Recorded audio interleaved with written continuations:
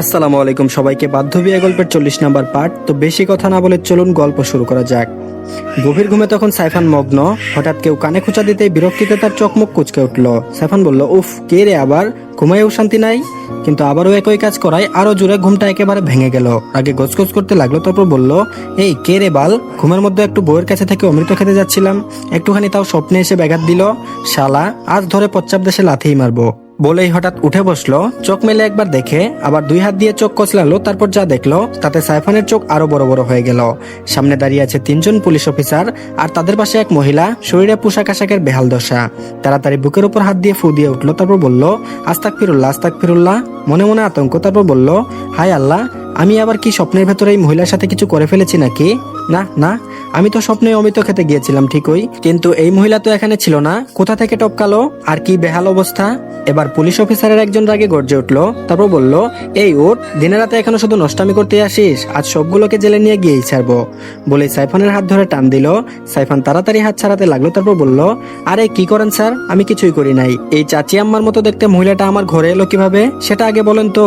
Officer চোখ রাঙিয়ে বলল, সেটা তো আপনিই বলবেন মহাশয়। মেয়ে নিয়ে হোটেলে নষ্টামি করতে আসেন, এখন আবার সাধু সাজার অভিনয় করছেন। এই মুহিব, ধরো একে। কনস্টেবল এগিয়ে আসতেই সাইফান চেঁচিয়ে উঠলো। তারপর বলল, এই চাচি আম্মা, আপনি এই রুমে ঢুকলেন কিভাবে বলেন? ছি, এমন চাচি আম্মার সাথে আমি কিছু করব এটা ভাবলেন কিভাবে স্যার? মহিলাটা চোখ মুখ কুচকে সাইফানের দিকে তাকালো। পুলিশ অফিসার ভ্রু কুচকে কনস্টেবলকে ইশারা করলো সাইফানকে ধরতে। সাইফান এবার এক লাফে খাট থেকে উঠে নেমে দৌড় দিল। করিডোর জুড়ে ধপধপ শব্দ তুলে ছুটতে লাগলো সে। পিছনে 3 জন পুলিশ অফিসার গম্ভীর মুখে ধাওয়া করছে। সাইফান মুখে গজগজ করতে করতে বলছে, হায় আল্লাহ, আমি না গরিব সিঙ্গেল মানুষ, তাও আবার এমন অপবাদ! ভাইরে ভাই, মধু খাওয়ার স্বপ্ন দেখার অপরাধে এখন জেলখানায় নিয়ে যাবে মনে হয়। অবশেষে এসে থামলো সাইমনদের রুমের সামনে। বুক ধরপড় করছে, নিঃশ্বাস হাঁপাচ্ছে। পিছন থেকে পুলিশরা চেঁচিয়ে উঠলো। তারপর বলল, এই থামো, পালানোর চেষ্টা করো না, আজ হাতে নাতে ধরেছি। পুলিশগুলো ওর কাছে এসে দাঁড়িয়ে হাঁপাচ্ছে। সাইফান একবার ওদের দিকে তাকালো, তারপর আশেপাশে তাকিয়ে দেখলো এদিক ওদিক থেকে সব বেহাল অবস্থায়। বিভিন্ন মহিলা ও ছেলেদের পুলিশ বের করছে। পোশাকের অবস্থা দেখে ওর বোঝা শেষ যে এটা কেমন হোটেল, আর হোটেলে রেড পড়েছে। সাইফান কড়া শব্দের দরজায় ধাক্কা দিল। তারপর বলল, ভাই, এ ভাইয়া, অপকর্ম করলে তুমি, আর ধরে নিয়ে যাচ্ছে আমার মতো সিঙ্গেল গরিবকে। আমি এখনো অমৃত খাইনি ভাই, আর এরা আমাকে অশ্লীল কাজ করার অপবাদ দিচ্ছে। হে আল্লাহ, তুমি আর বিচার করো। আস্তাগফিরুল্লাহ আস্তাগফিরুল্লাহ। পুলিশ অফিসারটা বিরক্ত হয়ে বললেন, এই আপনি চুপ করবেন? সাইফান চোখ ছোট ছোট করে তাকিয়ে বলল, আপনি আমার বিরুদ্ধে মামলা করছেন, আমাকে ধরে নিয়ে যাবেন, আর আমি চুপ থাকবো? এই ঘরে অপকর্ম চলছে। আমার ভাই তার ছোট বিবাহিত স্ত্রীর থেকে দুষ্ট দুষ্ট আচরণ নিয়েছে। আমি নিজের চোখে আমার ভাইয়ের বডি পর্যবেক্ষণ করে দেখেছি। পুলিশ অফিসার ভ্রু কুঁচকে তাকালো। একটা কনস্টেবলকে ডাক দিল, মুহিত, এখন ওই কষ্টেপ নিয়ে আসার ব্যবস্থা করো, নিয়ে এসে এই লোকটার মুখে আগে কষ্টেপ মারো।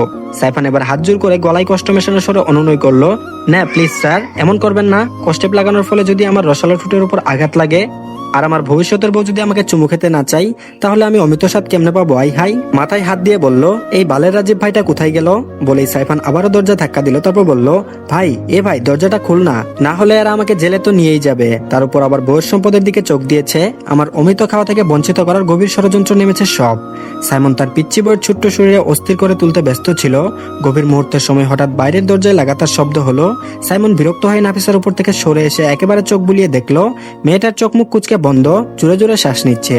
নিজেকে ঠিক করে নেওয়ার পর সাইমন নাফিসাকে ধীরে ধীরে কোলে নিল। ওয়াশরুমের দিকে হাঁটতে লাগলো। ওয়াশরুমে পৌঁছে নাফিসাকে দাঁড় করিয়ে দিয়ে 2 হাতে তার গাল আগলে নিল। তারপর ছোট্ট কোমল একটা চুমু দিল। ঠোঁটের হালকা ছোঁয়া নাফিসার অধরে পড়লো। নাফিসা জড়সড় হয়ে দাঁড়িয়ে আছে। দিনের আলোয় পুরো বাথরুম স্পষ্টভাবে দৃশ্যমান। সাইমনের শার্ট এখনো তার শরীরে, হাঁটুর উপরে উঠে আছে। লজ্জায় নাফিসার গাল ক্রমাগত লাল হয়ে উঠছে। সাইমন তার দিকে তাকিয়ে ঠোঁটের কোণে হালকা একটি হাসি ফেলে নাফিসার কানের কাছে গিয়ে ফিসফিস করে বলল, এইভাবে নিজেকে লজ্জায় গুটিয়ে নেওয়ার দরকার নেই। তোমার কোনো কিছু দেখা আমার বাদ নাই। কাল রাতে তুমি আমার কাছে গোসল করেছো, তাই অভ্যাস করে নাও। এখন থেকে এক চুলও ছাড় দিব না। লজ্জায় নাফিসা 2 হাত দিয়ে নিজের মুখ ঢেকে নিল।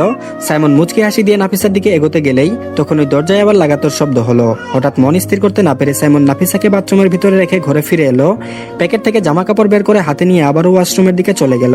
সাইমন বলল, জুতো চেঞ্জ করে নাও, সময় পেলে আমি চেঞ্জ করে দিতাম। এখন কষ্ট করে নিজে করো, আর যতক্ষণ না আমি রুমে আসি ততক্ষণ বাইরে বের হবে না রুম থেকে।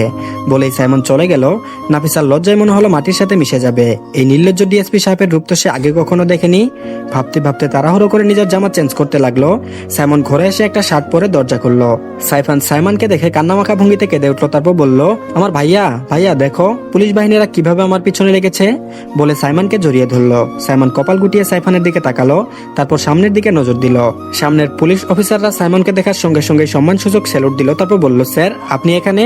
অবাক হয়ে জিজ্ঞেস করলো সাইফানের সঙ্গে বকবক করা অফিসারটা। সাইফান এবার ভাইকে ছেড়ে চোখ গোল করে তাকালো অফিসারের দিকে। তারপর বলল, আই হাই, আমার তো মনেই ছিল না আমার ভাইও পুলিশ অফিসার। ইস, মিস হয়ে গেল, আগে বললে এত টানাটানি হতো না। সাইমন চোরক চোখে সাইফানের দিকে তাকালো। সাইফান দাঁত কিলিয়ে চুপচাপ দাঁড়িয়ে রইল। অফিসার আবারও বলল, স্যার আপনি এখানে? সাইমন এবার গম্ভীর কণ্ঠে বললেন, হ্যাঁ, কাল রাতে আপনাদের থানায় যে আসামিদের পাঠানো হয়েছিল তাদের সম্পর্কে নিশ্চয়ই জানেন। অফিসার বলল, জি স্যার, কিন্তু আমি ওই সময় ডিউটিতে ছিলাম না। আর এইরকম হোটেলে আমতা করে বলল। অফিসারটা অনেক আগে থেকেই সাইমনকে চেনে, সাইমনের আন্ডারে কাজ করেছে এর আগে, তাই সাইমনের সম্পর্কে ভালোভাবেই জানে।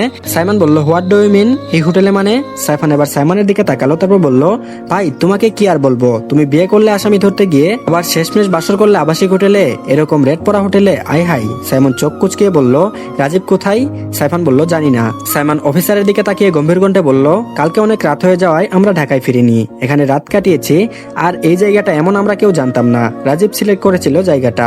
অফিসার মাথা নাড়িয়ে বলল, ও আচ্ছা স্যার, সরি, ভুল হয়ে গেছে, আসলে আপনারা এখানে আছেন এটা আমরা ঠিক জানতাম না। সে সাইফানের দিকে তাকিয়ে বলল, আর স্যার এটা কে হয় আপনার একবার বলবেন? সাইফান চোখ ছোট ছোট করে অফিসারের দিকে তাকালো, তারপর বলল, এটা কে হয় মানে? আমরা দুইজন আপন ভাই। অফিসার সাইমনের দিকে তাকালো, তারপর বলল, স্যার আসলে ওনার রুমে আমরা একটা মহিলাকে পেয়েছি। সাইমন চোখ ছোট ছোট করে সাইফানের দিকে তাকালো। সাইফান সাইমনকে এভাবে তাকাতে দেখে মাথায় হাত দিয়ে বসে পড়লো। তারপর বলল, হাই হাই, তুমি আমাকে সন্দেহ করছো? ওই রাজীব ভাই আমাকে ফাঁসিয়ে দিয়ে চলে গেছে, আমি তো ঘুমিয়েছিলাম। ওই চাচি মার্কা মহিলা কখন আমার রুমে ঢুকলো আমি জানি না।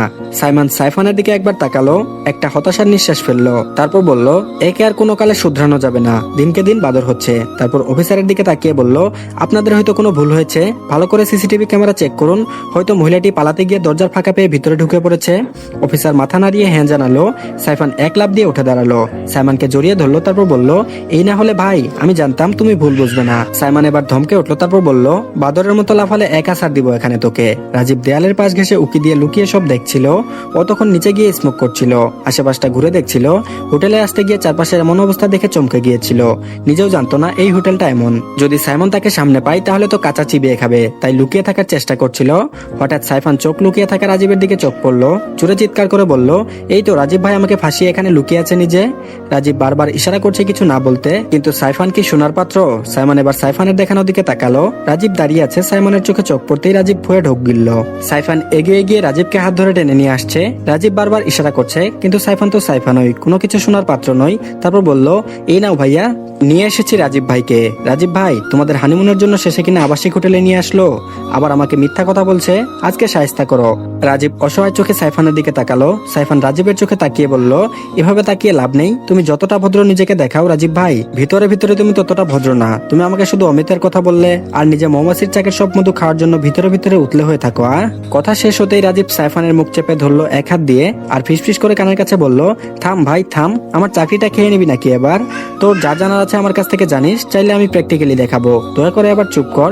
সাইফান এতক্ষণ রাজীবের হাত মুখ থেকে সরানোর চেষ্টা করছিল। রাজীবের কথাগুলো শুনে সে স্থির হয়ে দাঁড়িয়ে চোখ বড় বড় করে তাকালো, খুশিতে চুপচাপ হয়ে গেল।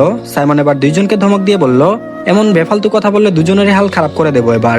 সাইমনের ধমকে রাজীব ও সাইফান দুজনেই চুপসে গেল। রাজীব সাইফানের মুখ থেকে হাত সরিয়ে সোজা হয়ে দাঁড়ালো। সাইমন গম্ভীর কণ্ঠে বলল, রাজীব তুমি সত্যিই হোটেলের বিষয়ে কিছু জানো না? রাজীব কাচুমাচু হয়ে বলল, না স্যার, আমি জানলে কি আপনাকে এখানে নিয়ে আসতাম? সাইফান রাজীবের কানের কাছে গিয়ে ফিসফিস করে বলল, এই রাজীব ভাই সত্যি করে বলো তো, বিয়ের আগে কি এখানে মধু খেতে এসেছিলে, না হলে এই হোটেলে নিয়ে আসলে কেন?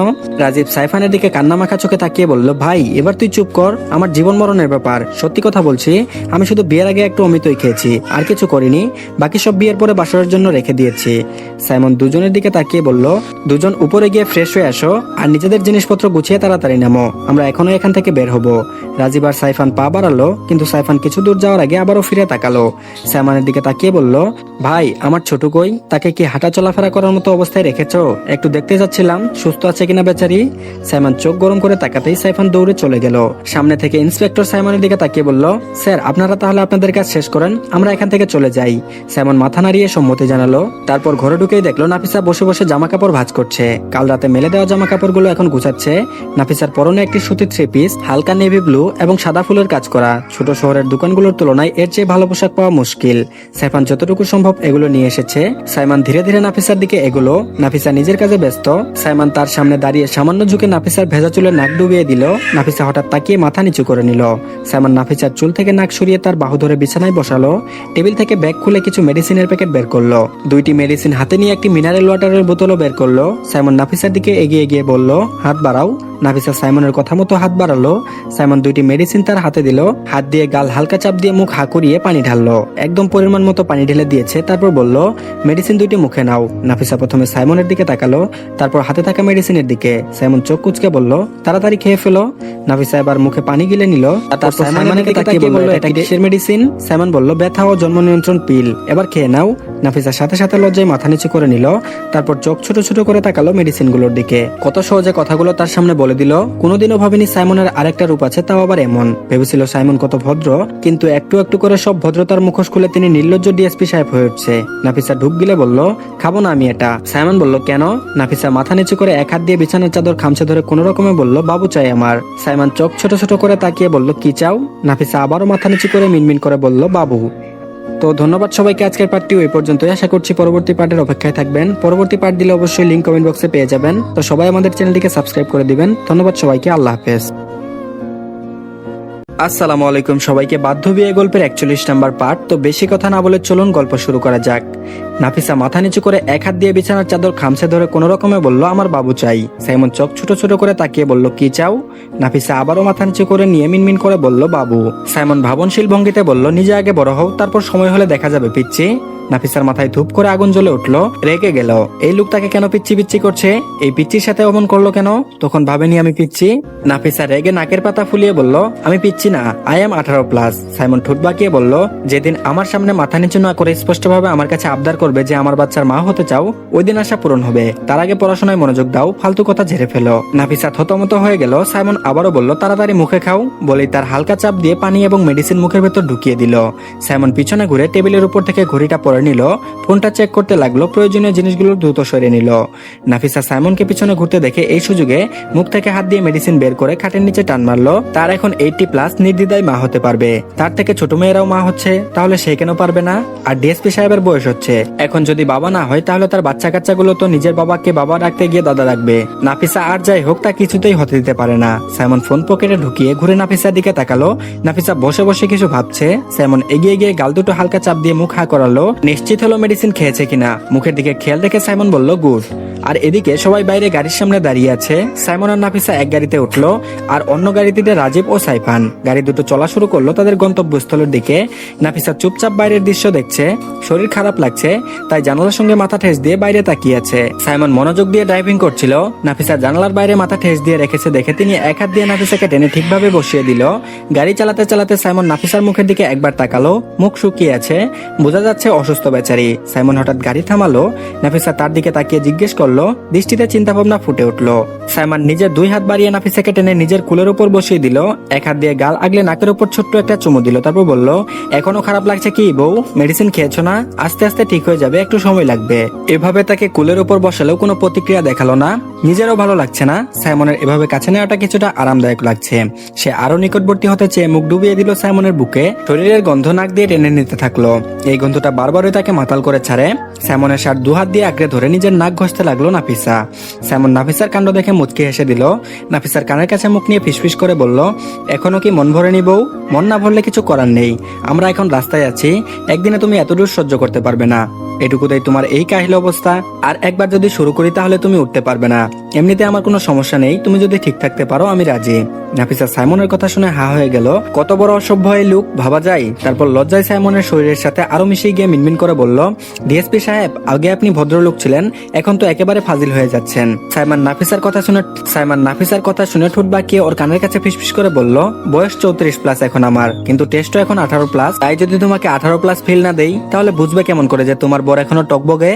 আর আমার মতো ভদ্রলোকের এনার্জি দেখে তুমি আকর্ষিত হয়ে ওইভাবে নিঃশ্বাস ফেলে আমার বুকে লুটিয়ে পড়তে না তাহলে। নাফিসা সাইমনের কথাগুলো কানে আসতেই লজ্জায় নাক সিটকে বলে উঠল, সি ডিএসপি সাহেব একদম লুচ্চা হয়ে গেছেন। সাইমন আবার নাফিসার কানে ছোট একটা কামড় দিয়ে ভাবনিশীল ভঙ্গিতে বলল, লুচ্চা না হলে তুমি রাতে কেমন করে টের পেতে যে তোমার বর এখনো 34 না, একদম 18 ফিট? নাফিসা লজ্জায় কাদো কাদো গলায় সাইমনের বুকে মাথা লুকিয়ে রেখে বলল, চুপ করেন দয়া করে, এই লোকটার কোনো লজ্জা নেই। আল্লাহ কি দিয়ে যে বানাইছে, এত নির্লজ্জ কেন? ভাবতেই নাফিসার কান বেয়ে গরম ধোয়া বের হয়ে আসছে।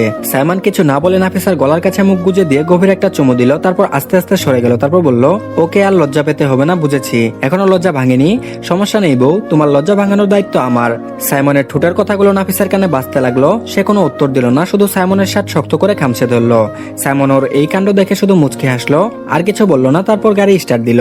কিছুক্ষণের মধ্যে নাফিসা সাইমনের বুকে মাথা রেখে গুটিসুটি মেরে ঘুমিয়ে গেল, একেবারে বিড়াল ছানার মতো শান্ত নিশ্চুপ। সাইমনের বুকের ভেতর তার নিঃশ্বাস ওঠানামা করছে। সাইমন তাকিয়ে দেখে শুধু শান্ত একটা প্রশান্তি খুঁজে পেল। গাড়ি গিয়ে থামলো থানার সামনে। অন্য গাড়ি থেকে নেমে সাইফান নেমে রাজীবের কানে ফিসফিস করে বলল, রাজীব ভাই, প্র্যাকটিক্যালি কবে দেখাবা আমাকে জানিও কিন্তু। বলেই তো দিল। রাজীব দাঁতে দাঁত চেপে সাইফানের দিকে তাকিয়ে বলল, চিজ একটা। এরপর সাইমনদের গাড়ির দিকে এগিয়ে এসে পিছনের দরজা খুলে ছিটে বসলো। দরজা লাগাতেই চোখ সামনে গিয়ে পড়লো, আর সেখানে দেখে হা হয়ে গেল। নাফিসা তখনও সাইমনের কোলের ভেতর নিদ্রামগ্ন। সাইমনও এক হাত দিয়ে ওকে আগলে রেখেছে। সাইমন চোখ কসলাতে কসলাতে সামনের দিকে গলা বাড়িয়ে বলল, ভাইয়া কি আর সিন, হ্যাঁ তুমি এত রোমান্টিক হলে কবে গো? সাইমন এক ঝটকায় মাথা ঘুরিয়ে পেছনে তাকালো। চোখ গরম করে তাকাতেই সাইমন দাঁত কেলিয়ে হেসে ধীরে ধীরে গুটিয়ে নিজের সিটে বসে পড়লো। ঠিক তখন ওই নাফিসা হালকা আওয়াজে ঘুম ভাঙলো। চোখ পিট পিট করে খুলে দেখলো এখনো সে সাইমনের কুলেই শুয়ে আছে। ঘুমের রেশে চোখ ডলতেই মিনমিন করে বলল, আমি আমার ছিটে গিয়ে বসি। সাইফান আর বসে থাকতে পারলো না, জুড়ে বলে উঠলো, আরে ছোট ভাবি, আমার ভাইয়া এত ভালোবেসে কুলে নিয়ে ঘুম পাড়িয়েছে, আর তুমি কিনা নেমে যাবা বলছো? সাইফানের কথা শুনে নাফিসা চমকে উঠলো। সঙ্গে সঙ্গে সাইমনের শার্ট খামচে ধরে একটু মাথা উঁচু করে উকি দিয়ে পেছনে পানে তাকালো। সাইফান দাঁত কেলিয়ে হাসছে। লজ্জায় মুখ রাঙা হয়ে গেল নাফিসার। মুহূর্তের মধ্যে মাথা আবারও সাইমনের বুকে ডুবিয়ে দিল।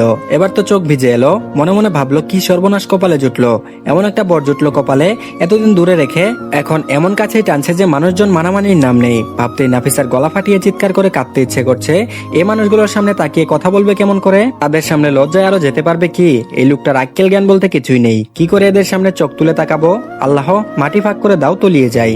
এবার আস্তে আস্তে সাইমনের কোল থেকে সরে আসতে চাইলে সাইমন ওর বাহু শক্ত করে চেপে ধরলো। তারপর দাঁতে দাঁত চেপে পিছনে মাথা ঘুরিয়ে গম্ভীর দৃষ্টি ছুড়ল সাইফানের দিকে। চোখ দিয়ে গিলে খাওয়ার দৃষ্টিতে সাইমনকে এভাবে তাকাতে দেখে সাইফান মুখ ফুলিয়ে বলল, আমার দিকে এভাবে তাকাও কেন? আমার তো কোনো দোষ নেই। ছোট ভাবিকে তুমি নিজেই লজ্জা দিয়েছো। তুমি নির্লজ্জ ভাইয়া। নাফিসা এবার আরো জোর করে হাত ছাড়াতে শুরু করলো। ওকে এমন করতে দেখে সাইমন ধমকে উঠলো। তারপর বলল, কি সমস্যা, এরকম করছো কেন? সাইমনের হঠাৎ ধমক শুনে নাফিসা লাফিয়ে উঠলো ভয়ে। চোখ দিয়ে টপ টপ করে পানি ঝরতে লাগলো। কাপা কণ্ঠে মিনমিন করে বলল, প্লিজ আমাকে আমার সিটে বসতে দিন। সাইমন ওর দিকে একবার তাকালো, তারপর আর কিছু না বলে টেনে ওকে পাশের সিটে বসিয়ে দিল। গাড়ি আবারও চলা শুরু করলো। সাইফান মুখ টিপে হাসতে হাসতে বলল, ভাইয়া আমি তো অনেক এক্সাইটেড। বাসায় গিয়ে যখন তোমাদের বিয়ের কথা বলবো তখন এক একজনের রিয়াকশন কেমন হবে সেটা ভাবতেই হাসি পাচ্ছে। আমার তো মন চাচ্ছে এখন ওই হসপিটালে সিট বুকিং দিয়ে আসি। সবাই শুনলেই হার্ট অ্যাটাক করবে যে তাদের আদরের বড় ছেলে একটা মিনি মাইক্রো বউ নিয়ে এসেছে। তার উপর সেই বউটা আর কেউ না, আমাদের ছোট নাফু। সাইমান কোনো উত্তর দিল না সাইফানের কথাই। নাফিসা সাইফানের হঠাৎ বলা কথায় চমকে উঠলো। কথাগুলো শুনে দুই হাত কসলাতে লাগলো। মনে ভয় ঢুকে যাচ্ছে, বাড়ির সবাই যখন ওদের ব্যাপারটা জেনে যাবে তখন কি প্রতিক্রিয়া হবে। হাত পা ঠান্ডা হয়ে গেল ওর। নিশ্চয়ই ঝামেলা হবে, বিশেষ করে মামুনিকে কি জবাব দিবে সেটা ভাবতেই মাথা ঝিমঝিম করছে। নাফিসা আস্তে করে মাথা ঘুরিয়ে সাইমনের দিকে তাকালো। দেখলো সাইমন মনোযোগ দিয়ে গাড়ি চালাচ্ছে। নাফিসা এক ঢুক গিলে নিল, তারপর মাথাটা নিচু করে বলল, প্লিজ এখন বাসায় জানাবেন না আমাদের বিয়ের ব্যাপারে? আমার পরীক্ষার পর সবাইকে জানাবেন। নাফিসার ভয় মেশানো কণ্ঠে অনুরোধ করলো। সাইমন গাড়ি চালাতে চালাতে এবার নাফিসার দিকে তাকালো, কিন্তু কোনো উত্তর দিল না। সাইফান চোখ ছোট করে নাফিসার দিকে তাকালো, তারপর বলল, এই ছোট ভাবি, আমার সব এক্সাইটেড তুমি এইভাবে ধ্বংস করে দিতে পারো না। আমার ভাই কি বউ নিয়ে এখনো পর্যন্ত লুকোচুরি খেলবে? এত বছর ধরে তোমাদের লুকোচুরি চলছেই। আর মূল কথা হলো ভাইয়ের বিয়ের কারণে আমার বিয়ে আটকে আছে। আমার আমার অমৃত খাওয়া জীবনে কি হবে না নাকি? হায় আল্লাহ। নাফিসা সাইফানের কথা শুনে প্রথমে একটু লজ্জা পেলেও না চাইতেও মুচকি হেসে ফেললো। তারপর আবারও মুখ ঘুরিয়ে নিল। সাইফান এবার সাইমনের দিকে তাকিয়ে বলল, ভাই রে ভাই, তোর বউ কি বলছে শুনছো? প্লিজ তাড়াতাড়ি বিয়ের খবর সবাইকে জানিয়ে দাও, আর পারলে আজই আমার বিয়ের ব্যবস্থা করো। আমি আর কন্ট্রোল করতে পারছি না। অমৃত খাওয়া থেকে নিজেকে বিরত রাখা আমার জন্য অসম্ভব। ট্রাই টু আন্ডারস্ট্যান্ড ইয়ার। নাফিসা এবার সাইমনের দিকে তাকালো, তার উত্তর শোনার আশায়। সাইমন গম্ভীর গলায় উত্তর দিল, ঠিক সময়ে আমি সবাইকে বলে দেব, আর তুমি তোমার পড়াশোনায় মনোযোগ দাও, বাকিটা আমার দায়িত্ব। এক্সাম শেষ করো নিশ্চিন্তে, এক্সামের পর আবার বিয়ের জন্য প্রস্তুত থেকো। সাইমনের প্রথম কথাই নাফিসার মনে আনন্দ হলো, কিন্তু পরের কথাটা ঠিক বুঝতে পারলো না। অবুজের মতো সাইমনের দিকে তাকিয়ে রইল। হঠাৎ সাইফান এক লাফে সাইমনের সিট খামচে ধরে সামনে চলে এলো। তারপর বলল, আরে ভাই, তুমি আবার বিয়ের প্ল্যান করছো নাকি? মানে বাসর আবার করবা? বলে মুখে হাত দিয়ে লজ্জা পাওয়ার ভান করলো। তারপর আবার বলা শুরু করলো, প্রথমবার তো বিয়ে করলে আসামি ধরতে গিয়ে, তারপর আবাসিক হোটেলে বাসর, বা নেক্সট বারের কি প্ল্যান ভাই? যাই করো আমাকে সাথে নিও প্লিজ, আমাকে এমন এক্সপিরিয়েন্স দাও প্লিজ ভাই। এবারে নিজের সিটে বসে কপালে হাত ঠুসতে ঠুসতে হতাশ গলায় বলতে লাগলো সাইফান, কত মানুষ আজকাল কট খায়, আর আমার শালা কপালে কট খাওয়ার ভাগ্যটুকু নাই। এবার থেকে যে মেয়েরে ভালো লাগবে সেই শালিকে সাথে নিয়ে যেভাবেই হোক কট খাওয়ার ব্যবস্থা করব। নাফিসা এবার আর নিজেকে ধরে রাখতে পারলো না, হু হু করে হেসে দিল। সাইমন নাফিসার হাসি শুনে গভীরভাবে তাকালো ওর দিকে। জীবনে এই প্রথমবার নাফিসাকে এতটা খোলামেলা হাসতে দেখলো ও। সাইফান সাইমনের দিকে তাকালো, তীক্ষ্ণ স্বরে বলল, ভাই গাড়িটা ঠিক করে চালাও, তোমার বউ তোমার কাছ থেকে কেউ ছিনিয়ে নেবে না। পরে মন ভরে দেখিও, এখন গাড়ির দিকে মন দাও, না হলে আমি অমিত খাওয়ার আগেই পটল তুলবো। যদি আমি অমিত না খেয়ে মরি, তাহলে আল্লাহ আমাকেই অভিশাপ দেবেন অমিত না খেয়ে মরার অপরাধে। সাইমন এবার চোখ রাঙিয়ে সাইফানের দিকে তাকালো। সাইমনকে এভাবে তাকিয়ে থাকতে দেখে সাইফান গুমরা মুখ করে বলল, কি রে ভাই, বউকে তো মুগ্ধ হয়ে গিলে খাচ্ছ, আর ছোট ভাইকে আগুনে পোড়ানোর দৃষ্টিতে তাকাচ্ছ? ছি ভাই ছি, একবার বাসর করে এমন হয়ে গেছো, এইসব চলবে না। সাইমন ধমক দিয়ে বলে উঠলো, আরেকটা বাজে কথা বলে তোকে তুলে গাড়ি থেকে ফেলে দেবো। সাইফান বলল, হ্যাঁ অবশ্যই ফেলবা, বউকে কুলে নিয়ে ঘুরবা আর ভাইয়ের বেলায় ফেলে দিবা, এটা আমি মানি না, আমার সাম্য চাই। তুমি আইনের মানুষ হয়ে বেআইনি। সাইমন আবারও রেগে থাকাতেই সাইফান কথা বলা বন্ধ করে দিয়ে দাঁত বের করে বোকা বোকা ভঙ্গিতে হাসলো। এবার গাড়ির ভেতর নীরবতা নেমে এলো। সাইমন নিজের মতো ড্রাইভ করতে লাগলো। সাইফান চুপ করে নিজের ফোনটা বের করে ফোন চাপতে লাগলো। নাফিসা জানালা দিয়ে বাইরের ব্যস্ত শহর দেখতে লাগলো। অবশেষে গাড়ি এসে থামলো রশিদ ভিলার সামনে। সাইফান পার্কিং লটে গাড়ি পার্ক করলো। গাড়ি পার্ক করা হয়ে গেলে খোলা মাত্র নাফিসা আর সাইফান দ্রুত নেমে গেল। দুজন দাঁড়িয়ে রইলো গাড়ির পাশে। কিছুক্ষণ পর সাইমনও ধীর ভঙ্গিতে নামলো। দুজনকে এক জায়গায় দাঁড়িয়ে থাকতে দেখে কপাল কুচকে বলল, কি হলো, এভাবে দাঁড়িয়ে আছো কেন, ভেতরে চলো। বলে সাইমন সোজা এগিয়ে গেল। পেছন পেছন নাফিসা আর সাইফান হাঁটতে লাগলো। হাঁটতে হাঁটতে সাইফান মুখ বাঁকিয়ে নাফিসাকে বলল, ছোট ভাবি, তুমি কিন্তু ঠিক করনি, আমার সব এক্সপেরিমেন্ট একেবারে ধূলিসাৎ করে দিলে।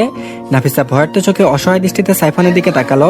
সেই দৃষ্টি দেখে সাইফান ভ্রু কুচকে হেসে ফেললো। তারপর বলল, প্লিজ বোন আমার, মুখের ভঙ্গিটা চেঞ্জ করো। তোমার বর যদি তোমাকে এইভাবে আমার দিকে তাকাতে দেখে, তো সঙ্গে সঙ্গে ধরে বসবে আমি বুঝি আবার কি বলে দিলাম তোমাকে, তারপর তো আমার হালত খারাপ। নাফিসা মৃদু স্বরে বলল, ভাইয়া প্লিজ চুপ করো, এভাবে বলিও না। তো ধন্যবাদ সবাইকে, আজকের পার্টটি এই পর্যন্তই। পরবর্তী পার্ট দিলে কমেন্ট বক্সে লিংক পেয়ে যাবেন। তো সবাই আমাদের চ্যানেলটিকে সাবস্ক্রাইব করে রাখেন। আসসালামু আলাইকুম সবাইকে, বাধ্য বিয়ে গল্পের 42 নম্বর পার্ট। তো বেশি কথা না বলে চলুন গল্প শুরু করা যাক। অবশেষে গাড়ি এসে থামলো রশিদ ভিলার সামনে। সাইমন পার্কিং লটে গাড়ি পার্ক করলো। গাড়ি পার্ক করা হয়ে গেলে খোলা মাত্র নাফিসা আর সাইমন দ্রুত নেমে গেল। দুজন দাঁড়িয়ে রইলো গাড়ির পাশে। কিছুক্ষণ পর সাইমনও ধীরে ধীরে ভঙ্গিতে নামলো। দুজনকে এক জায়গায় দাঁড়িয়ে থাকতে দেখে কপাল কুচকে বলল, কি হলো, এভাবে দাঁড়িয়ে আছো কেন, ভেতরে চলো। বলে সাইমন সোজা এগিয়ে গেল। পেছন পেছন নাফিসা আর সাইফান হাঁটতে লাগলো। হাঁটতে হাঁটতে সাইফান মুখ বাঁকিয়ে নাফিসাকে বলল, ছোট ভাবি, তুমি কিন্তু ঠিক করনি, আমার সব এক্সপেরিমেন্ট একেবারে ধূলিসাৎ করে দিলে। নাফিসা ভয়ার্থ চোখে অসহায় দৃষ্টিতে সাইফানের দিকে তাকালো। সেই দৃষ্টি দেখে সাইফান ভ্রু কুচকে হেসে ফেললো। তারপর বলল, প্লিজ বোন আমার, মুখের ভঙ্গিটা চেঞ্জ করো। তোমার বর যদি তোমাকে এইভাবে আমার দিকে তাকাতে দেখে, তো সঙ্গে সঙ্গে ধরে বসবে আমি বুঝি আবার কি বলে দিলাম তোমাকে, তারপর তো আমার হালত খারাপ। নাফিসা মৃদু স্বরে বলল, ভাইয়া প্লিজ চুপ করো, এভাবে বলিও না। সাইফান কাঁধ ঝাঁকিয়ে বলল, আমি চুপ না করলে তুই তোর জামাইয়ের কাছে নালিশ দিবি, তাই তো? এবার নাফিসা একটু বিরক্ত হয়ে জুড়ে বলল, ভাইয়া। দুজনের এই কথোপকথনের মাঝে তারা ভেতরে প্রবেশ করলো। ডাইনিং রুমে তখন খুব একটা ভিড় নেই, দু একজন সার্ভেন্ট কাজ করছে, আর আফিয়া বেগম সোফায় বসে তাদেরকে নির্দেশ দিচ্ছিলেন। সাইমনদের আসতে দেখে আফিয়া বেগম দাঁড়িয়ে এগিয়ে এলেন। স্নেহের ভঙ্গিতে সাইমনের কাঁধে হাত রেখে বললেন, কিরে, চোখ মুখ কেমন হলুদ হয়ে গেছে কেন? অনেক দূরের পথ, গ্রাম থেকে আসতে নিশ্চয়ই কষ্ট হয়েছে। আফিয়া বেগমের কথা শুনে পিছন থেকে সাইফান খিক খিক করে হেসে ফেললো। মুখ বাঁকিয়ে বলল, আরে আম্মু, চোখ মুখের ক্লান্তির আসল কারণ তো অন্য কিছু, তোমার ভদ্র ছেলের প্রথমবার সাথ। হঠাৎ সাইমনের রাগের চোখের দৃষ্টি তার দিকে পড়তে বাকিটা আর বলল না, মুখ বন্ধ করে মাথা নিচু করে ফেললো। তারপর আবার নাটকীয় ভঙ্গিতে আফিয়া বেগমের দিকে তাকিয়ে বলল, আম্মু প্লিজ আমাকে বাঁচাও, তোমার বড় ছেলে যে কোনো সময় চোখ দিয়ে আমাকে ভস্ম করে দেবে। উচিত কথা বললেই সবাই আমার দিকে ঝাঁপিয়ে পড়ে, আমি তো নিরীহ মানুষ। সাইমন তার এসব কথায় কর্ণপাত না করে সোজা হাঁটতে শুরু করলো। তবে হঠাৎ পেছনে ফিরে নাফিসার দিকে তাকালো, দেখলো নাফিসা ইতিমধ্যে আফিয়া বেগমের পাশে গিয়ে দাঁড়িয়েছে। নরম গলায় সাইমন বলল, অনেক জার্নি করেছো, রুমে গিয়ে ফ্রেশ হয়ে বিশ্রাম নাও। বলে সে নিজের ঘরের দিকে চলে গেল। সাইফান এবার আর বাড়াবাড়ি না করে আফিয়া বেগমের গালে চুমু দিল। দুষ্টুমি ভরা চোখে বলল, আম্মু আমার বিয়ের ব্যবস্থা তাড়াতাড়ি করে দাও, আমি আর দেরি করতে চাই না, আগে থেকেই অ্যালার্ট করে দিলাম, তোমার পেমেন্টটাও অ্যাডভান্স করে দিলাম, বাদ বাকি তুমি নিজেই আব্বুর কানে দিও, আমি এখন রুমে গিয়ে ফ্রেশ হয়ে ঘুম দেবো। বলে সিঁড়ি বেয়ে উপরে উঠে গেল। ওকে যেতে দেখে আফিয়া বেগম দীর্ঘশ্বাস ফেললেন, তারপর বললেন, হায় আল্লাহ, আমার কপাল, এক ছেলে বিয়ে করবে বলে পাগল, আরেক ছেলে একেবারেই বিয়ে করতে চায় না। এই চক্করে আমি বুড়ো হয়ে যাচ্ছি, নাতি নাতনির মুখ বোধহয় আর কোনোদিন দেখতে পারবো না। মামুনির এই হতাশ ভরা কথা শুনে নাফিসার বুকের ভেতর অদ্ভুত অস্থিরতা তৈরি হলো। এতদিন মামুনিকে সত্যি কথা না বলে ভুল করেছে, এটা ওর মনে হলো। পরে যদি মামুনি অন্যভাবে জানেন তাহলে ভুল বুঝবেন না তো ওকে। আফিয়া বেগম ডাক দিলেন, তারপর বললেন, কিরে নিজের গ্রামের বাড়ি ঘুরতে গিয়ে আমাকে একেবারেই ভুলে গেছিস নাকি? একবারও ফোন দিলি না, মামুনির খবর নিলি না যে? নাফিসা লজ্জায় আমতা আমতা করে বলল, আসলে মামুনি ফোন সঙ্গে করে নিয়ে যায়নি তো। আফিয়া বেগম ভালো করে ওর দিকে তাকালেন। নাফিসা তখনও সুতি থ্রি পিস পরা, ওড়নাটা দিয়ে নিজেকে ভালোভাবে ঢেকে রেখেছে। শরীরের কোথাও বাড়তি কিছু দেখা যাচ্ছে না, তবে মুখটা স্বাভাবিকভাবে ফ্যাকাশে লাগছে। আফিয়া বেগম বললেন, কিরে জামা কাপড় তো কিছু নিয়ে যাসনি নাকি? তেহ তো হুট করে আমাকে ফোন করে বলল তোকে কলেজ থেকে নিয়ে যাবে, তখন হয়তো বলেছিলাম কয়েকটা জামা কাপড় কিনে দিয়ে নিয়ে যাওয়া হোক, যেহেতু কিছুদিন থাকবি, এত তাড়াতাড়ি চলে এলি কেন? সাইমন তো বলেছিল তুই গ্রামে এক সপ্তাহ থাকবি। নাফিসার বুক ধরপড় করতে লাগলো, এই বেটা কি সুন্দর মিথ্যা বলতে শিখেছে। ডিএসপি সাহেব নির্লজ্জ তো বটেই, ফাঁসানোর কৌশলও রপ্ত করেছে। তবুও মুখ শান্ত রেখে বলল, আসলে মামুনি কলেজে কিছু কাজ ছিল, তাই তাড়াতাড়ি চলে আসতে হলো, পরে আবার যাব, আর জামা কাপড় কিনতে মনেই ছিল না, তাই গ্রাম থেকে একটা কিনে পরে নিয়েছি। আফিয়া বেগম দীর্ঘশ্বাস ফেললেন, তারপর বললেন, আচ্ছা যা, মুখে তো ক্লান্তি ফুটে উঠেছে, একবার ফ্রেশ হয়ে নে, আমি তোদের তিনজনের রুমে খাবার পাঠিয়ে দিচ্ছি, নিচে নামতে হবে না। নাফিসা হাসি মুখে বলল, মামুনি রুহিয়াপুরা কই? আফিয়া বেগম বলল, ওরা সবাই বাইরে গেছে, তোকে খুব মিস করছিল, তোকে নিয়ে বারবার কথা হচ্ছিল। নাফিসা বলল, আমিও ওদের খুব মিস করছিলাম। আচ্ছা মামুনি তাহলে উপরে যাই। আফিয়া বেগম বলল, যা মা, বিশ্রাম নে। নাফিসা মাথা নেড়ে ঘরের দিকে এগোলো। রুমে ঢুকে দরজা লক করে আবারও আয়নার সামনে দাঁড়ালো। আস্তে করে ওড়নাটা খুলে বিছানায় রাখলো, তারপর আয়নায় নিজের প্রতিবিম্বের দিকে তাকালো। শরীরে সাইমনের রেখে যাওয়া চিহ্নগুলো চোখে পড়তে আঙুল দিয়ে আলতো করে ছুঁয়ে দিল। স্পর্শ করার সাথে সাথে ঠোঁটের কোণে মিষ্টি হাসি ফুটে উঠল। মনে পড়লো সাইমনের উন্মাদনা, মস্তিষ্কে ওই দৃশ্য আসতেই গা শিরশির করে উঠল। আজ যেন নিজেকে পূর্ণ মনে হচ্ছে হালাল স্বামীর প্রথম স্পর্শ পেয়েছে বলে। ভাবনার ঘুর ভাঙলো দরজায় নক পড়ার শব্দে। ঠক ঠক ঠক করে দরজায় নক হলো। তাড়াতাড়ি ওড়নাটা গায়ে জড়িয়ে দরজা খুলতেই দেখলো একজন সার্ভেন্ট খাবার নিয়ে দাঁড়িয়ে আছে। বুঝলো মামুনি পাঠিয়েছে। খাবারটা হাতে নিয়ে টেবিলে রাখলো, আবার দরজা লক করে দিল। তারপর আলমারি থেকে কাপড় বের করে ওয়াশরুমে গেল। অনেকক্ষণ ধরে শাওয়ার নিল। ফ্রেশ হয়ে এসে ধীরে ধীরে খাওয়া শেষ করলো। শরীর বিছানায় এলিয়ে দিল, চোখ বন্ধ করতে গভীর ঘুমে তলিয়ে গেল। আর এদিকে বিকেলের আবহাওয়াটা তখন একেবারেই মনোমুগ্ধকর। সূর্য ধীরে ধীরে অস্ত যাচ্ছে। আকাশ জুড়ে লাল কমলা আর সোনালী রঙের মিশেল। চারপাশের হাওয়া নরম স্নিগ্ধ। দূরে কোথাও পাখিরা ঝাঁকে ঝাঁকে বাসায় ফিরছে। জানালা দিয়ে সেই আলো ঘরে এসে পড়ছে।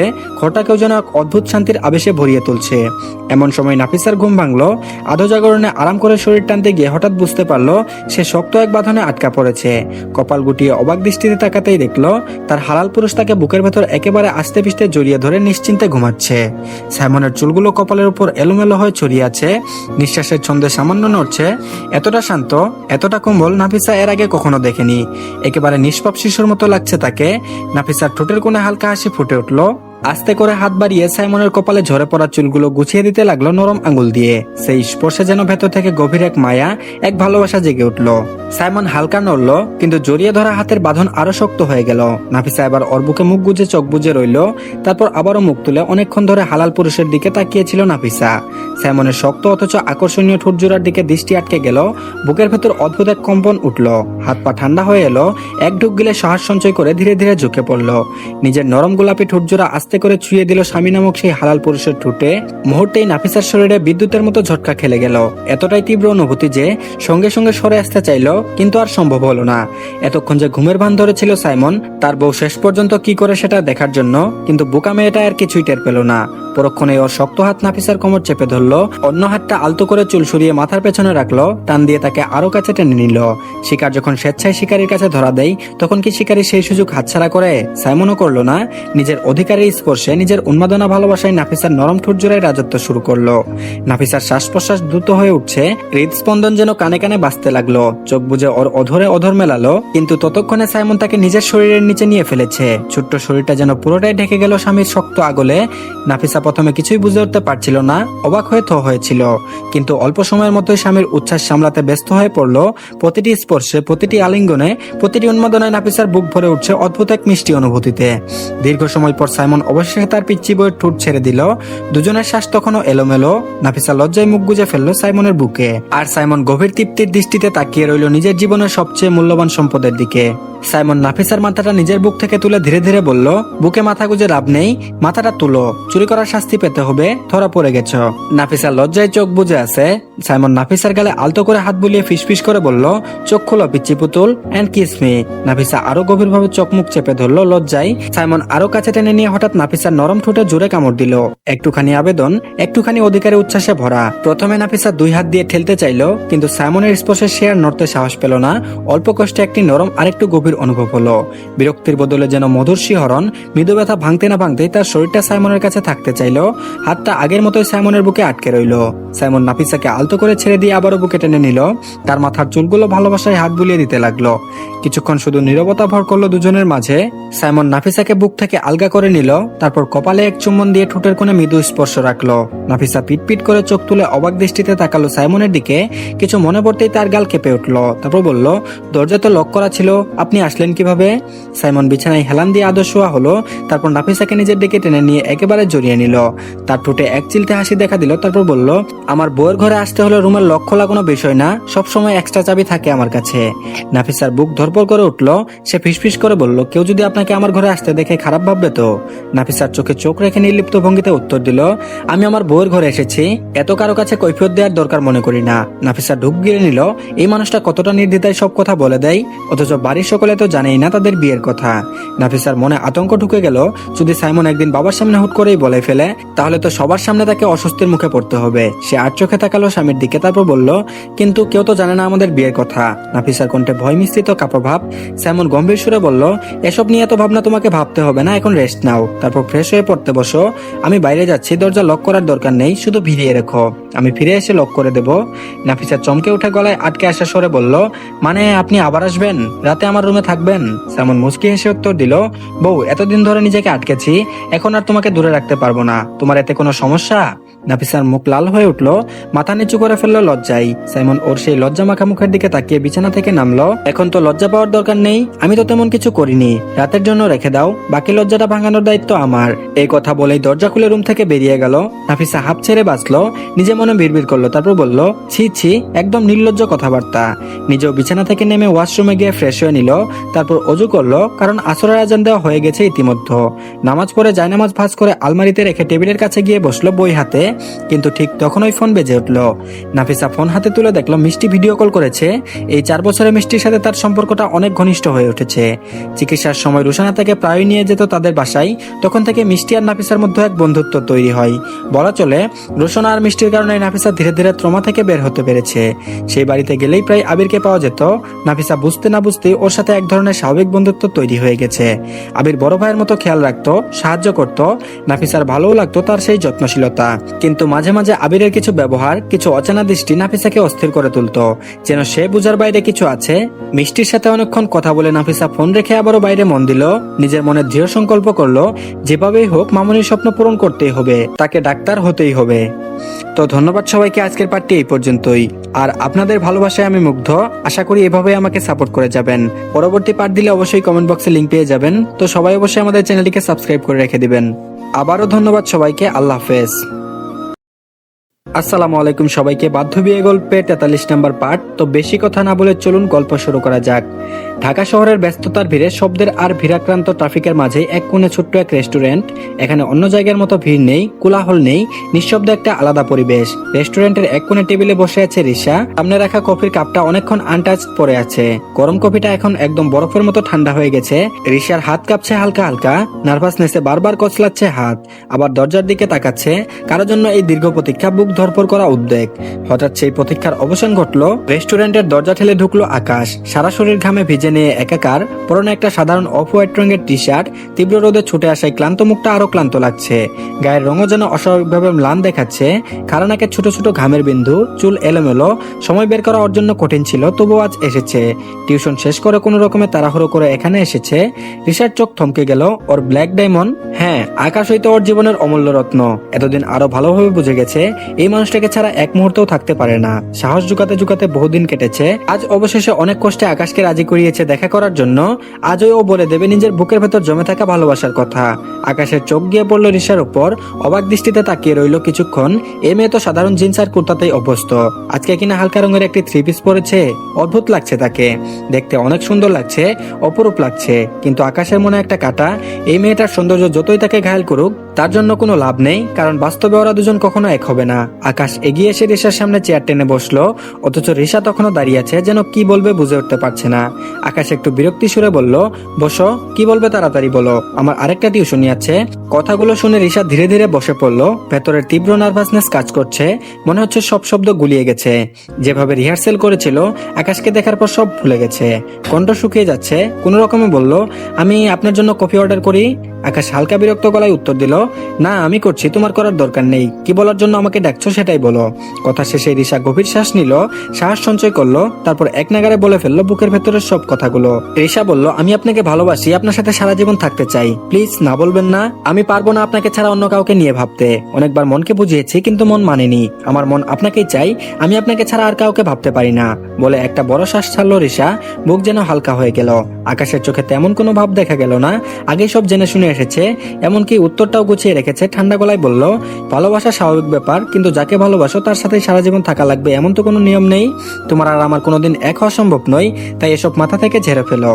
ঋষা তৎক্ষণাৎ উত্তর দিল, চোখের পানি ভরে আছে ধীরে ধীরে। তারপর বলল, পারবো না, একদমই পারবো না। আকাশ গম্ভীর স্বরে বলতে লাগলো, তুমি একবার তোমার পরিবারের দিকটা ভেবে দেখো, আরেকবার আমার পরিবারকে। আমার বাবা সারা জীবন তোমাদের কোম্পানিতে সাধারণ কর্মচারী হিসেবে চাকরি করেছে। আমি বেকার, যদিও সরকারি চাকরির জন্য চেষ্টা করছি। আল্লাহ চাইলে হয়তো একদিন পাবো। কিন্তু বলতো, কখনো কি শুনেছো কোনো কোম্পানির মালিকের মেয়ে একজন সাধারণ চাকরিজীবীকে বিয়ে করেছে? এটা শুধু সিনেমাতে হয়, বাস্তবে আলাদা। তাই অযথা সময় নষ্ট করো না, মন থেকে এসব ভাবনা বাদ দাও। ঋষার চোখ টলমল করছে। এবার কাপা গলায় বলল, আমি শুধু বলেছি আমি আপনাকে ভালোবাসি। তার উত্তরে এত কিছু শুনতে চাইনি। সরকারি চাকরি নিয়ে যদি বলেন, বড় ভাই তো সরকারি চাকরি করে, তবে সমস্যা কোথায়? আমি আমার পরিবারকে রাজি করাবো। আপনি শুধু বলুন, আপনি কি আমাকে ভালোবাসেন, আমার ভালোবাসা গ্রহণ করেছেন কিনা? আকাশ গভীর শ্বাস ফেলে বলল, বলেছি তো আমি বামন। বামন হয়ে চাঁদে হাত বাড়ানো যায় না। তুমি হচ্ছে চাঁদ, তোমার দিকে হাত বাড়ানোর যোগ্যতা আমার নেই, ভুলে যাও। আর তোমার ভাইয়ের কথা বলছো, সে শখ করে চাকরি করছে, তার পরিবারের টাকার অভাব নেই, হোটেল আছে। কিন্তু আমার কাছে হোটেল টাকা নেই, তাই এই নিয়ে আর ভাবো না।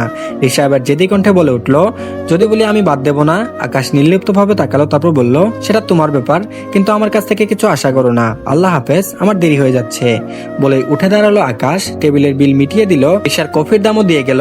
নিজের কফির অর্ডার ক্যান্সেল করলো। বেরিয়ে যাওয়ার আগে কেবল একটা বার তাকিয়ে বলল, তোমার জন্য কফির বিল দিয়ে দিলাম, খেয়ে নিও। ঋষার বুক যেন ভেঙে গেল। কণ্ঠ কাঁপতে কাঁপতে বলে উঠলো, আমি শুধু একটা উত্তর চাই, আপনি আমায় ভালোবাসেন কিনা সেটা বলুন। বাকিটা আমি সামলে নেব, আমি সব ঠিক করে নেব, শুধু একবার স্বীকার করুন।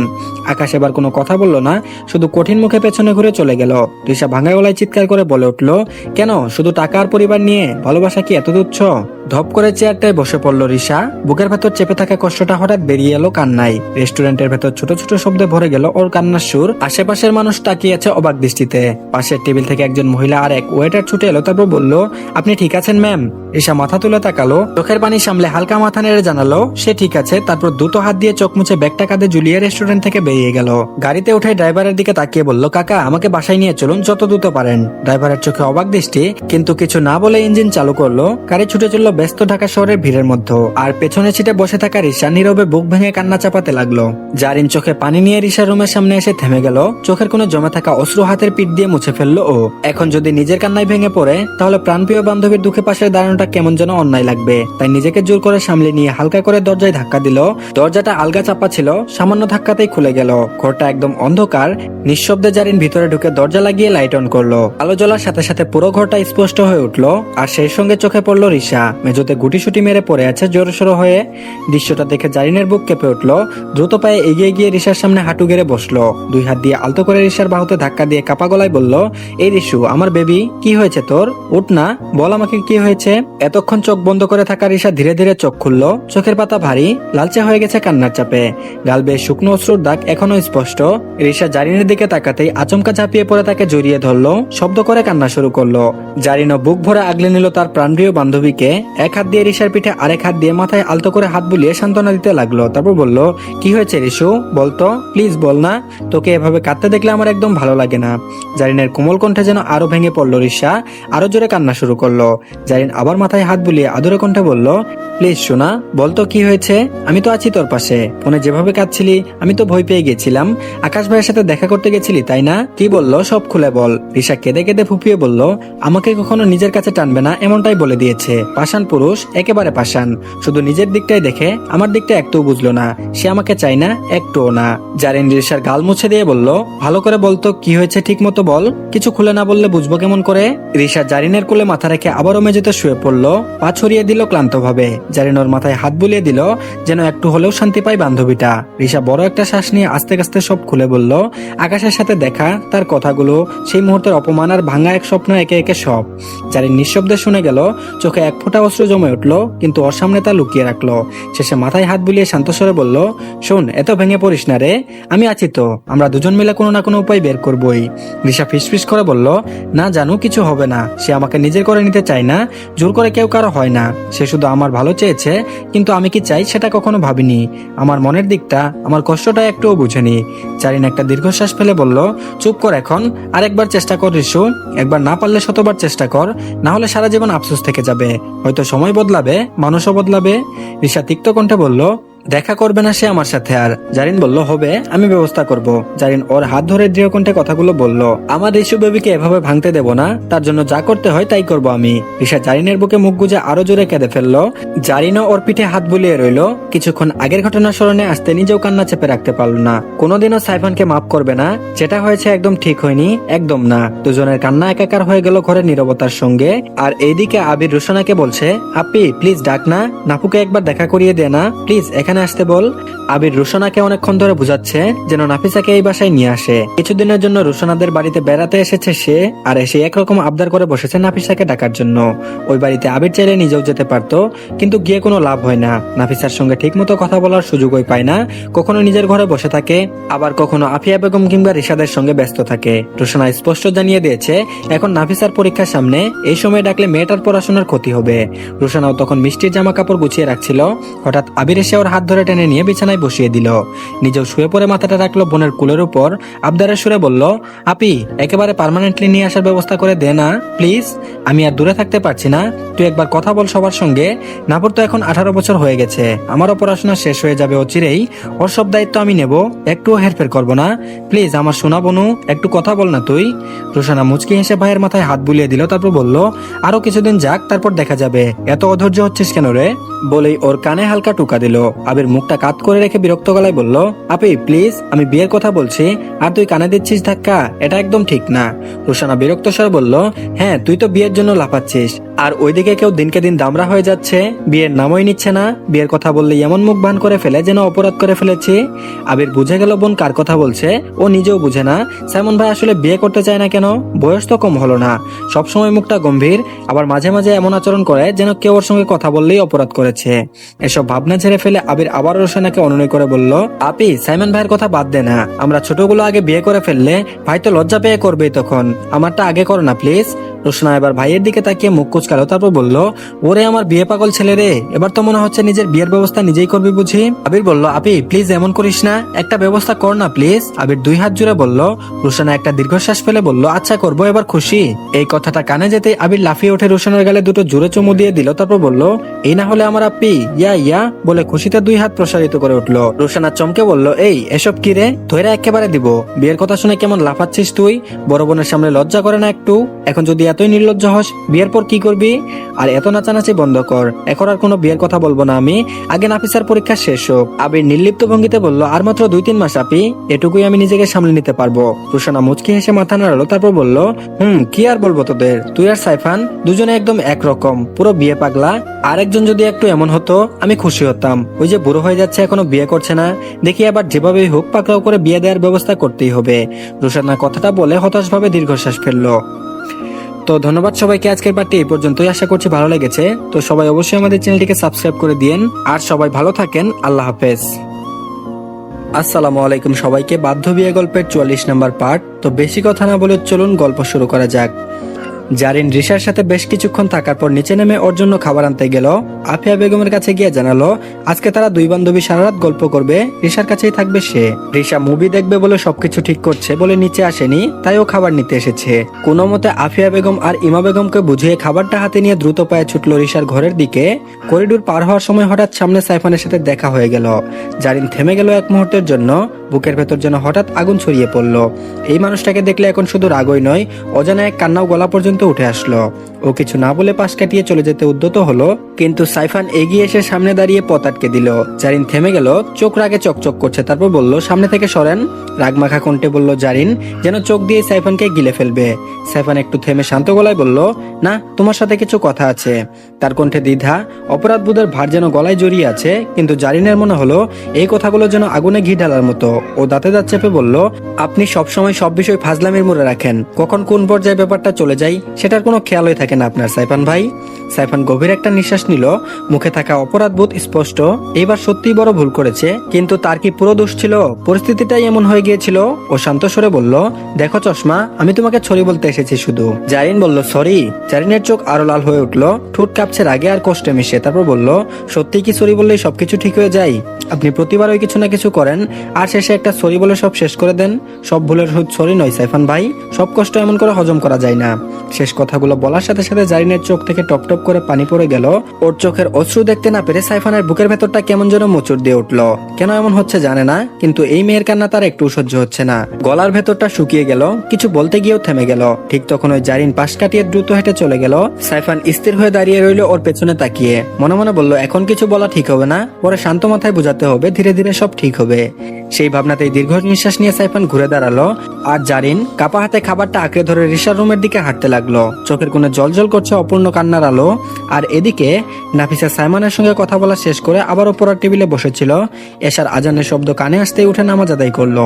নামাজ শেষে কিছুক্ষণ কোরআন তেলাওয়াত করে আবার পড়তে বসলো। রাত বেশ হয়ে গেছে, তবুও পড়ার মনোযোগের সময় খেয়াল ছিল না ওর। কিছুক্ষণ পর নিচে নেমে আফিয়া বেগমের সঙ্গে একটু সময় কাটিয়ে এলো, গল্প করলো, খাওয়া দাওয়া সেরে নিল। তবে আজ আর সবার সঙ্গে বসে খায়নি, একা একা খেয়ে উপরে চলে এসেছিল।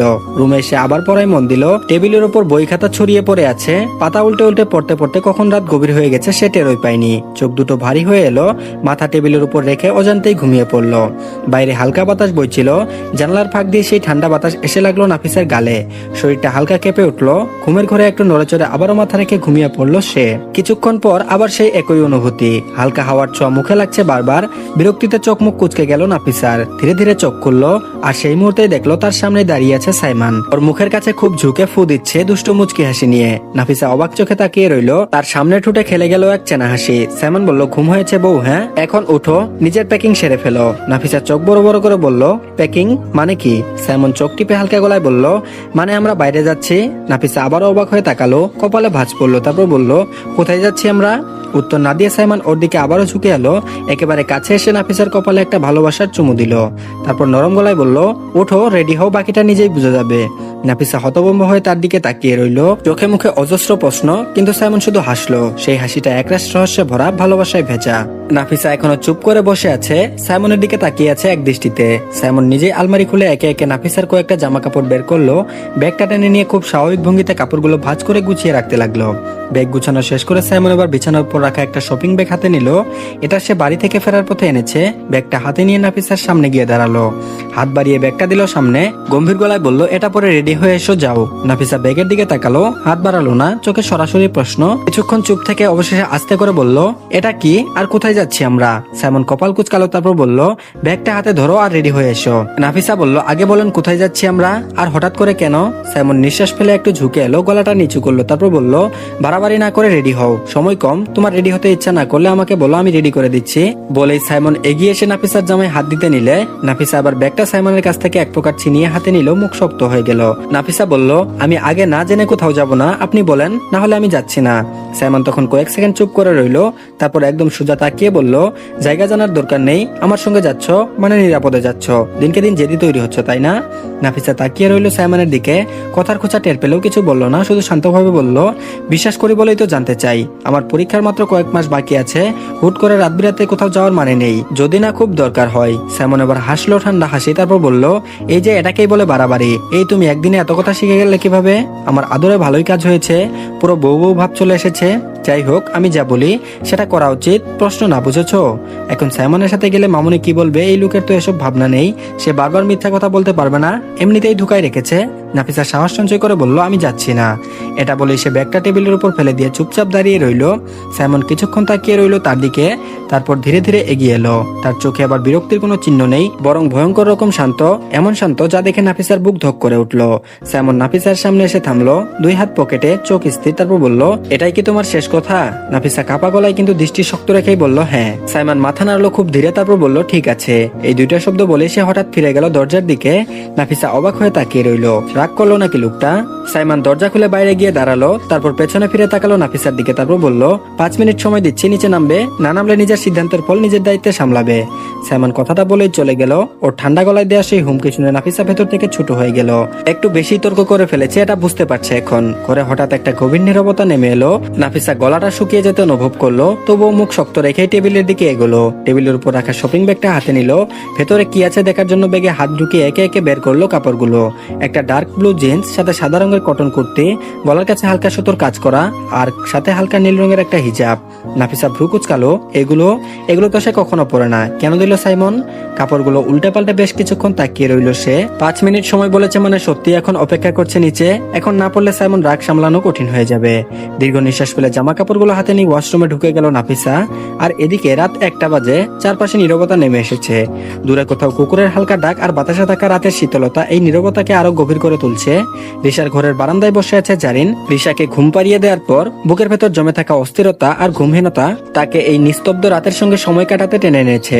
মাথার ভেতর ঘুরপাক খাচ্ছে দিনের ঘটনার কুৎসিত স্মৃতি। সাইফানের সাথে যা ঘটেছে মনে পড়তেই বুকের ভেতর মুচুর দেয়, চোখের কোণ ভিজে আসে। এতবার চেষ্টা করেও কেন নিজেকে সামলাতে পারলো না? কেন বাধা দিল না সাইফানকে? কেন নিজেই নিজেকে আরো বিপদের দিকে ঠেলে দিল? কারণ যাই হোক না কেন, যেটা হয়েছে এটা ভুল, খুব বড় ভুল। আর এই ভুলের জন্য সে সাইফানকে কোনোদিনও ক্ষমা করবে না, কোনোদিনও না। চোখ বেয়ে টুপটাপ করে পানি পড়ছে, কিন্তু এসব দুঃখের মাঝেও তার মনে একটা প্রশ্ন জেগে উঠে, রিশা, ওর অবস্থা তো অনেক করুণ। এত বছর ধরে একজন মানুষকে ভালোবেসে অপেক্ষা করছে, অথচ দুজনের মাঝে ভুল বুঝাবুঝি, দূরত্ব আর হাজারটা বাধা। ভালোবাসা থাকা সত্ত্বেও কেউ মুখে বলতে সাহস পাচ্ছে না, কেউ বলেও পাচ্ছে না। হয়তো এগুলোই নিয়তির খেলা, যেখানে কেউ জেতে না। কিন্তু আজ এসব ভাবলে কাজ হবে না। জারিন ঠিক করে যতটুকু সম্ভব হোক প্রিয় বান্ধবীর মুখে হাসি ফিরিয়ে আনবে, ওর পাশে দাঁড়াবে, ওকে ভেঙে পড়তে দেবে না। ঠান্ডা হাওয়ায় হঠাৎ জারিনের মনে হলো হাঁটতে ইচ্ছে করছে, মাথা কিছুটা হালকা হবে হয়তো। মনে হতে চুপচাপ বারান্দা থেকে উঠে রুমের দরজা খুলে করিডোর পেরিয়ে ছাদের দিকে রওনা হলো। ছাদে এসে দেখলো হালকা চাঁদের আলো ছড়িয়ে আছে চারপাশে। ছাদের বাগানের গাছপালায় পাতায় পাতায় বাতাসের দোলনার সুর তুলছে যেন। গিয়ে দোলনায় বসলো জারিন, মাথা পেছনে হেলিয়ে চোখ বন্ধ করে কিছুক্ষণ শান্ত হয়ে থাকার চেষ্টা করলো। হঠাৎ ওই নাকে এলো বিরক্তিকর গন্ধ, ফ্রুকুচকে উঠে বসলো সে। সিগারেটের গন্ধ, সাথে নাকে নাক চেপে বিরক্ত মুখে চারপাশে তাকালো। এত রাতে ছাদে কে আছে? অপর প্রান্তে সাইফান। ঘুম না আসায় সাইফানও ছাদে উঠেছিল, মাথা এলোমেলো, বারবার ভেসে উঠছে জারিনের কান্না ভেজা চোখ। কেন যেন মেয়েটার চোখের পানি তার বুকে জ্বালানি দিচ্ছে। সে নিজেও জানে না কেন তাকে দেখে এমন অস্থির লাগে, কেন ওই মেয়েটার কষ্ট দেখতে পারে না। কিন্তু আফসোস, আজ সে সীমা ছাড়িয়ে গেছে। মজা করতে গিয়ে এমন এক জায়গায় পৌঁছে গেছে, এখানে যাওয়ার তার কোনো অধিকার ছিল না। নিজের উপর অসহ্য রাগ হচ্ছে তার। শান্ত হতে না পারে সিগারেট ধরেছিল। সাধারণত সে খুব বেশি স্মোক করে না, কিন্তু আজ হাত পা কাঁপছে, মাথা শূন্য, চিন্তা এলোমেলো, তাই একটার পর একটা সিগারেট শেষ করছে। হঠাৎ ওই অনুভব করলো কেউ ছাদে এসেছে। দোলনার দিকে তাকাতেই চোখে পড়লো জারিনকে। তাদের চোখে চোখ পড়তে দুজনেই যেন থমকে গেল কয়েক সেকেন্ডের জন্য। সাইফান প্রথমে অবাক হলো, এত রাতে জারিন এখানে কি করছে? কিন্তু পর মুহূর্তেই খেয়াল করলো জারিনের নাক মুখ চেপে আছে। বুঝতে তার বেশি সময় লাগলো না, সিগারেটের গন্ধে ও বিরক্ত হয়েছে। একবার জারিনের দিকে তাকালো, তারপর কোনো কথা না বলে সিগারেটটা নিভিয়ে দিল। আদো খাওয়া সিগারেটটা মাটিতে ফেলতেই নিজেই কিছুটা অবাক হলো, এটা কি সত্যিই সে করলো? জারিন কপাল গুটিয়ে তার দিকে কিছুক্ষণ তাকিয়ে আবার উঠলো। নিচে চলে যাওয়ার জন্য ঘুরতেই সাইফান অদ্ভুত তাড়নায় হাত বাড়িয়ে হাতটা ধরে ফেললো। হঠাৎ হাত ধরা আর তাতে যেন আগুনে ঘি পড়লো। জারিন পিছন ফিরলো, চলে ওঠার চোখে হাতের দিকে তাকিয়ে তারপর গর্জে উঠলো। তারপর বলল, কি সমস্যা আপনার? আবার কি ফাজলামো শুরু করলেন? হজম হয়নি একবার, আবার নতুন খেলা? আগে ভাবতাম আপনি একটু ফাজিল টাইপ, কিন্তু এখন বুঝলাম আপনার ক্যারেক্টারেই সমস্যা আছে। প্রথম দিককার কথাগুলো চুপচাপ শুনলেও শেষ লাইনটা কানে যেতেই রক্ত গরম হয়ে উঠলো সাইফানের। দাঁত চেপে বলল, এই মেয়ে, এই চশমা, নিজেকে কি ভাবো? আমার ক্যারেক্টারের দিকে আঙুল তুললে ভালো হবে না, মুখ সামলে কথা বলবা। জেরিন বলল, ও আচ্ছা, এখন আবার নিজেকে ভদ্রলোক ভাবছেন বুঝি? সরি বলেন আর বাঁচেন সেই চেষ্টা? সরি বলে কোনো সমাধান হয় না, লজ্জা করে না আপনার? সাইফানের ধৈর্য ভেঙে গেল, চোখে রাগ, কণ্ঠে আগুন। এগিয়ে এসে শক্ত করে জারিনের গাল চেপে ধরলো। তারপর বলল, জিভ সামলাও, আরেকবার ক্যারেক্টারলেস বললে জিভ টেনে ছিঁড়ে ফেলবো। এই মেয়ে, নিজেকে কি ভাবিস? আমি যখন প্রথমে তোর দিকে গিয়েছিলাম তখন কেন নিজেকে ছাড়িয়ে নিসনি? আমাকে বাধা দিসনি কেন? নিজের শরীর ছেড়ে দিয়েছিলি কেন বল? জারিন লড়াই করলো দু হাতে সাইফানের হাত সরানোর চেষ্টা করে, কিন্তু পারলো না। পুরুষের শক্তি বলে কথা, তার হাত দুর্বল। চোখে পানি চলে এলো লজ্জা, কষ্ট আর রাগে। সাইফান থেমে গেল ঠিক তখনই, যখন দেখলো মেয়েটার চোখে পানি। ধাক্কা দিয়ে সরিয়ে দিল তাকে, কিন্তু নিজেও যেন ভেঙে পড়লো। তারপর বলল, বালের ঝামেলায় পড়েছি আমি। রাজীব ভাই না এগুলো মাথায় ঢুকাতো? মাথা ঠিক হয়েছিল, কালোই ওনার বউয়ের কাছে নালিশ দেব, বিয়ের পর যেন বাসন ধোয়া বন্ধ না করাই উনাকে। মাথা নষ্ট করে দিল বলেই পাশ কাটিয়ে নিচে নেমে গেল সাইফান। আর জারিন দাঁড়িয়ে রইল স্থবির হয়ে। বুক থেকে কেবল কান্না উঠলো, শব্দ করে কাঁদতে লাগলো দু হাত মুখ চেপে। কিছুক্ষণ পর বের হলো বদলে গিয়ে। জিন্স আর কুর্তি পরে নিজেকে আয়নায় দেখে যেন নিজে চিনতে পারলো না সে। ঠিক তখন ওই দরজায় শব্দ হলো। তো ধন্যবাদ সবাইকে। আজকের পার্টটি এই পর্যন্তই। পরবর্তী পার্টের লিঙ্ক কমেন্ট বক্সে দিয়ে দেওয়া হবে। আর হয়তো আজকে আর কোনো পার্ট আসবে না, আজকে একটা পার্টই দিলাম, ইনশাল্লাহ আগামীকাল আসবে। তো ধন্যবাদ সবাইকে, ভালো থাকবেন সবাই, আল্লাহ হাফেজ।